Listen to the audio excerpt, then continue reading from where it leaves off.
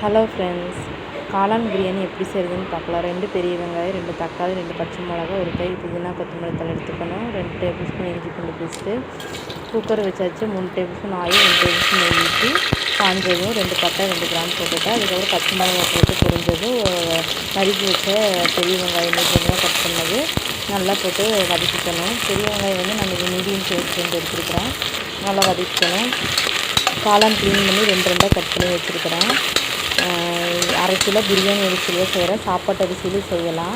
பிரியாணி அரிசி வந்து குக்கர் வச்சதுமே கரெக்டாக நம்ம அந்த டைமில் ஊற வச்சிடணும். அப்போ கரெக்டாக இருக்கும். ரொம்ப நேரம் ஊற வைக்கவும் கூடாது. அதனால் குக்கர் வைக்கிறப்ப கரெக்டான டைமு. இப்போ வந்து ஒரு 2 டேபிள் ஸ்பூன் வந்து இஞ்சி பூண்டு பேஸ்ட் வந்து போட்டிருக்கிறேன். போட்டு நல்லா வெங்காயம் வதங்கினதும் இஞ்சி பூண்டு பேஸ்ட் போட்டு நல்லா வதக்கிக்கணும். பச்சை ஸ்மெல் போகிற அளவுக்கு ஸ்டவ் மீடியம் ஃப்ளேமில் வச்சு வதக்குங்க. 2 தக்காளி வந்து மீடியமாக கட் பண்ணது போட்டு நல்லா அதுவும் வதக்கிக்கணும். நல்லா வதங்கிருச்சு தக்காளி. இப்போ வந்து ஒரு கை புதினா கொத்தமல்லி தழை சேர்ந்து கட் பண்ணது வந்து இப்போ நல்லா போட்டு அதையும் பச்சை ஸ்மெல் போகிறத நல்லா வதக்கிக்கணும். நல்லா வதங்கிருச்சு. இப்போ வந்து காளான் வந்து 2 கட் பண்ணது க்ளீன் பண்ணி கழுவி 2 கட் பண்ணியிருக்கிறேன். அதையே போட்டு நல்லா வதக்கிக்கணும். ஒரு டேபிள் ஸ்பூன் வந்து மிளகாத்தூள், 1/2 டேபிள் ஸ்பூன் கரம் மசாலா போட்டுருக்கேன். ஏன்னா இஞ்சி பூண்டு பேஸ்ட்டில் பட்டை கிராம்பு போட்டு நான் அரைக்காதனால கரம் மசாலா ஆட் பண்ணியிருக்கிறேன்.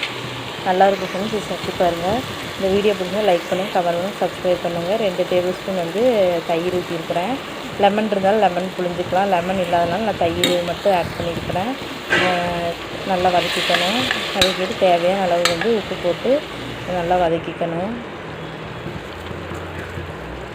வதக்கிட்டு நான் வந்து 1/2 கிலோ அரிசிக்கு வந்து நான் எந்த பாத்திரத்தில் அளந்தனோ அதில் வந்து நான் ஒரு டம்ளருக்கு நான் 1.5 டம்ளர் தண்ணி ஊற்றிருக்கிறேன். ஒரு விசில் வந்து விட்டாலே போதும். இப்போ வந்து நல்லா கொதிச்சிருச்சு. இப்போ வந்து அரிசி போட்டு உப்பு கரெக்டாக இருக்கான்னு பார்த்து நல்லா ஒரு கலந்து விட்டுட்டு இப்போ நல்லா கலந்துக்கணும். கலந்து உப்பு கரெக்டாக இருக்கா செக் பண்ணிவிட்டு இப்போ வந்து குக்கர் போட்டு விசில் போட்டு மூடி வச்சு இப்போ விசில் வந்துருச்சு. நல்லா வெந்திருக்கு ஃப்ரெண்ட்ஸ். நல்லா வந்திருக்கு சாப்பாடு பிரியாணி, காளான் பிரியாணி. செஞ்சு பாருங்கள், கமெண்ட் பண்ணுங்கள், சப்ஸ்கிரைப் பண்ணுங்கள், லைக் பண்ணுங்கள். Thank you friends. இந்த வீடியோ பார்த்ததுக்கு நன்றி.